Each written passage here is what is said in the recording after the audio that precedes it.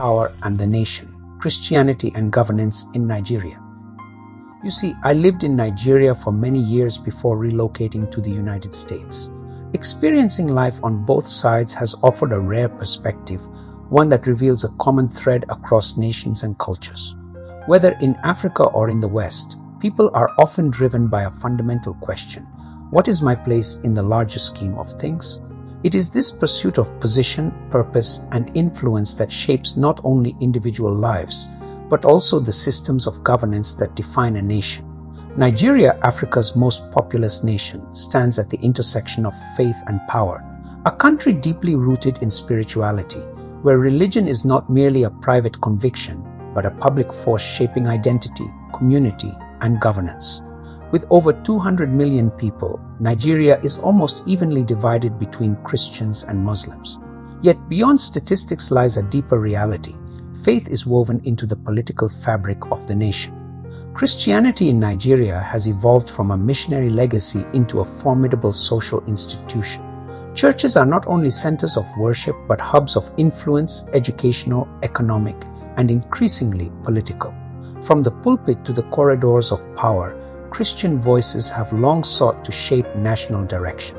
But in recent years, this engagement has taken on a more structured and strategic form. Governance in Nigeria has always been influenced by religious considerations, sometimes subtly, often overtly. Political alignments, electoral decisions, and policy debates frequently intersect with religious identity. In this dynamic landscape, a new movement has emerged, seeking to redefine the role of Christians within the political system. The National APC Christian Leaders Forum of Nigeria, widely known as NACOFAN, National APC Christian Leaders Forum of Nigeria, represents a growing effort to mobilize Christian participation within the ruling political party. Formed within the framework of the All Progressives Congress, NACOFAN positions itself as a bridge connecting Christian leaders with political authority and advocating for representation, inclusion, and influence. Supporters describe NACOFAN as a necessary response to perceived marginalization. They argue that Christian voices must be organized, deliberate, and present at the highest levels of decision-making. In their view, participation is not optional, it is essential. Faith must not only guide personal morality but inform national policy. Yet, the intersection of religion and governance in Nigeria is not without tension. Critics warn that increased religious alignment with political structures risks deepening divisions in an already fragile landscape. Nigeria's history bears the scars of ethno-religious conflict, where political competition has, at times, ignited sectarian strife. The question remains, can faith-driven political engagement unify a nation, or will it reinforce its fault lines? Beyond politics, the Christian community continues to play a vital role in nation building through education, healthcare, and social services. In many regions, churches fill the gaps left by government institutions. This dual role, as both moral compass and social provider, gives Christianity a unique position in shaping Nigeria's future. A new generation of Nigerian Christians is emerging, digitally connected, politically aware, and increasingly vocal. They are asking difficult questions about accountability, justice, rule of law, and the true meaning of leadership. For them, faith is not only about worship, it is about transformation. Within this evolving landscape, NACOFAN represents both an opportunity and a test. An opportunity to bring values into governance.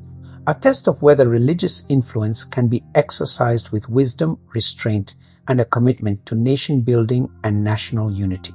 Nigeria's story is still being written. A story where faith and politics continue to collide, converge, and coexist. Where the role of Christians, and indeed all religious communities, remains central to the nation's destiny. The challenge ahead is not whether religion will shape governance, but how. Will it divide or unite? Will it dominate or serve?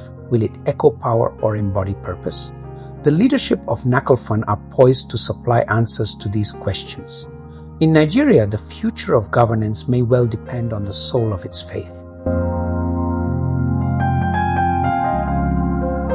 In the end, Nigeria's story is not going to be merely about politics, and not solely about religion. It is about a people searching, striving, and contending with one enduring question: who are we, and what kind of nation do we want to become? Faith has always been a guiding force, shaping values, inspiring hope, and influencing leadership. But when faith meets power, the stakes become higher, and the consequences far-reaching. I personally believe that the emergence of movements like Nakolfan reflects a deeper awakening, a call for participation, for representation, and for a voice in the right direction to build a prosperous nation. Yet it also raises a sobering responsibility that influence must be exercised with wisdom, humility, and an unwavering commitment to the common good, because a nation divided by belief cannot stand, but a nation guided by conscience, anchored in justice, equity, and truth can rise beyond its differences. Nigeria stands at a crossroads, not between Christianity and Islam, not between politics and religion, but between power and purpose. The future will not be decided by who speaks the loudest, but by who serves the deepest with integrity. And perhaps in the end, the true measure of faith in governance will not be how much control it gains, but how much unity it builds. Nigeria's destiny is still unfolding, and the question remains: will faith shape the nation, or will the nation redefine faith? Don't forget to subscribe for more video like this. Thank you for watching. See you in the next one.